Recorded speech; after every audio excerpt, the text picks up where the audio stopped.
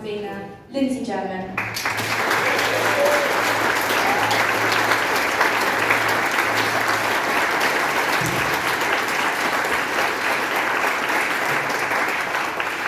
Thank you very much, Shelley, and thank you, Andrew, for your kind words, and thanks to everybody here. I mean, when people talk about, the contribution of Stop the War, we should remember that there wouldn't be the contribution if it wasn't for literally millions of people around this country who gave out leaflets, who booked coaches, who argued with people at work, who got resolutions through their trade unions, school students who went out on strike and did all of those things, and many, many more things as well. If all of us hadn't done that, and many, many people obviously who aren't here, but who did that over the years, there wouldn't have been this movement. We wouldn't have been able to challenge the government. We wouldn't have been in a position to say that this war is so wrong. And Andrew's made the point that 20 years ago we said we shouldn't go to war, and we've been proved right.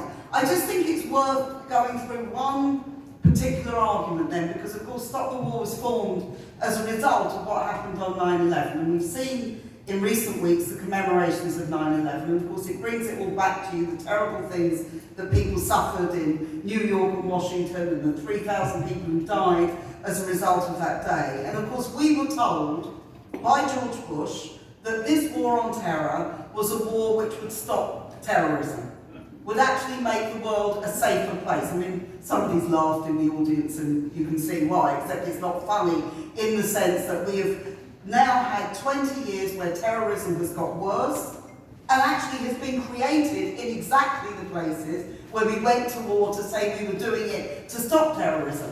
If you look at ISIS, ISIS was formed in the prisons of British-occupied Iraq back in 2007-2008. If you look at IS in Afghanistan, created in a situation where you have an occupation by US, British, Canadian, German and other Western troops. So in other words, far from it being the case that we've dealt with terrorism, we've made the situation worse.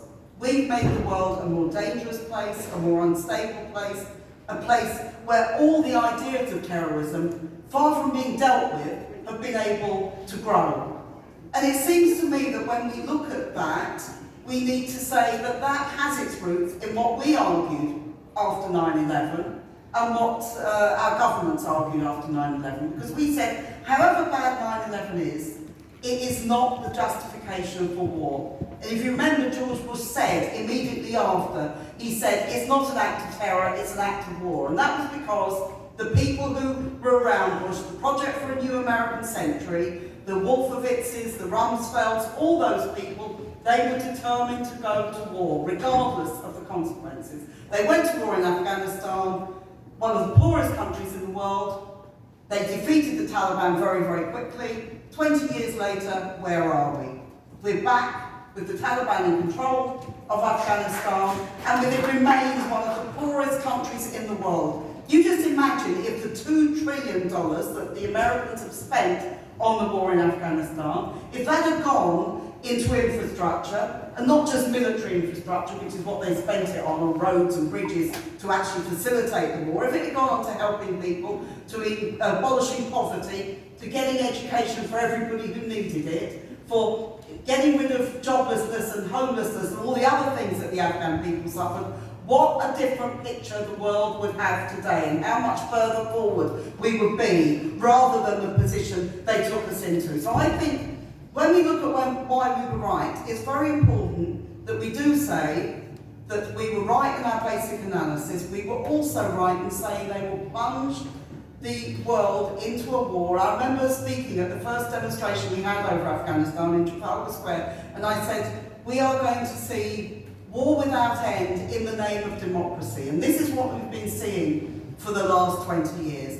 And far from it being democracy, we now have millions of people homeless, millions of people are refugees, and what happens to them when they get to this country, and most of them don't get to this country, most of them are in Pakistan or Iran or one of the neighbouring countries. When they do get to this country, what happens to them? They are treated in the most abominable fashion. We have a Home Secretary that is sending people on jet skis to turn round dinghies in the English Channel to send them back to France. What kind of a ruinous politic is that we've created?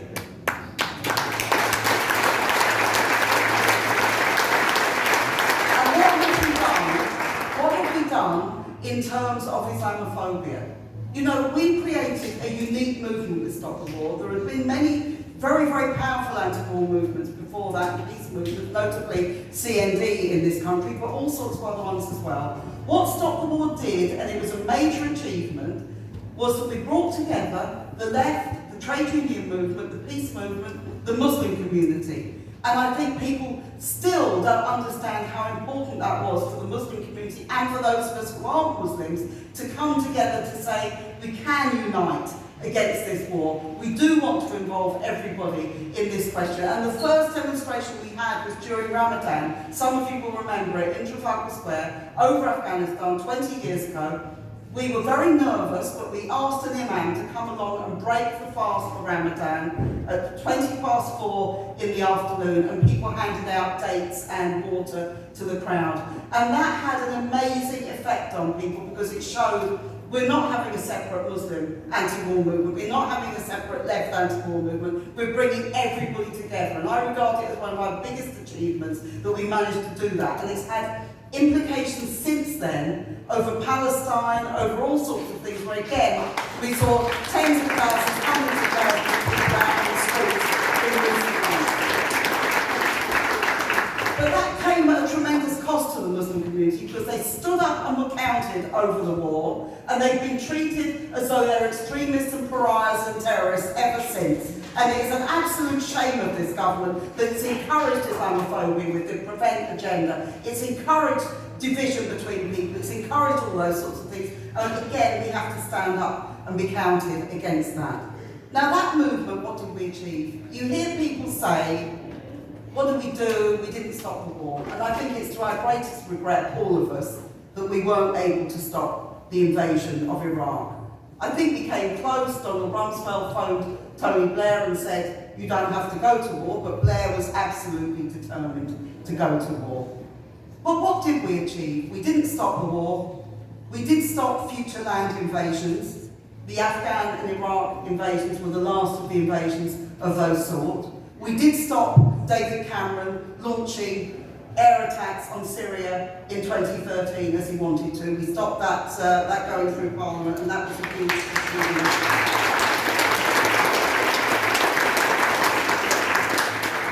We changed public opinion in this country. If you look at the latest polls, what do they say? Majority of people, we should never have gone to war in Afghanistan. And that's a tremendous thing for us to have been able to do, and we have to continue to do that. We also made it impossible for Tony Blair to lead a normal political life in this country.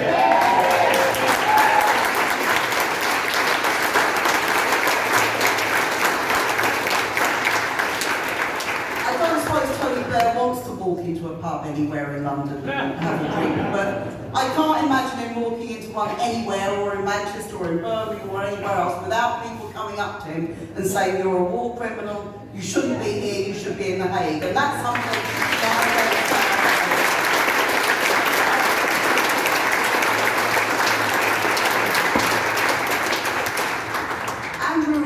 Labour under the present leadership. I think it is an absolute disgrace that this week Labour's leadership stood up in Parliament, Keir Starmer and Lisa Nandy, and said how much they welcome the nuclear deal that's just been done between America and Britain and Australia. What an absolute disgrace that is. And I hope that everybody in the Labour Party and outside of the Labour Party will do everything we can to reverse this policy from Labour. It's not an aberration from the Labour leadership. Jeremy Corbyn was unfortunately an exception as Labour leader, but I know that many Labour members, left over Iraq, left the party over Iraq and rejoined under Jeremy Corbyn. I know many Labour members have always opposed the war, and those are the people we want to support and we want to identify with.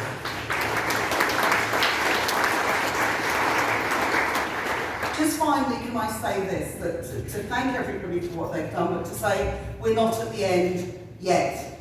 The defeat for for the US and Britain in Afghanistan was a very, very big defeat, and we should never forget that. It was a huge defeat for American imperialism in particular. But we know with the new signing of the AUKUS deal this week that they are talking about further confrontation with China, further militarisation of the war, increased amount of nuclear proliferation. All of these things are going to go on. We should also remember what safety for people really means. They talk about safety, they talk about taking care of people.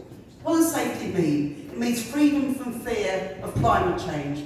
It means freedom from fear from the pandemic, which we've seen the governments make such an awful mess of over the last 2 years, and still the people in the poorest countries are suffering the worst from lack of vaccinations and lack of medical care. It means freedom from fear for refugees, the people who are escaping war and yet can't find a safe haven anywhere in the richest countries in the world. That's what the future's about, that's what it stands for, and that is why Stop the War will continue to campaign, will continue to organise, and will continue to build demonstrations, protests over what they're doing, with what Biden's doing around China, what Boris Johnson is doing. These are things we're going to continue to do, and I hope that we'll continue to have your support. Thank you very much.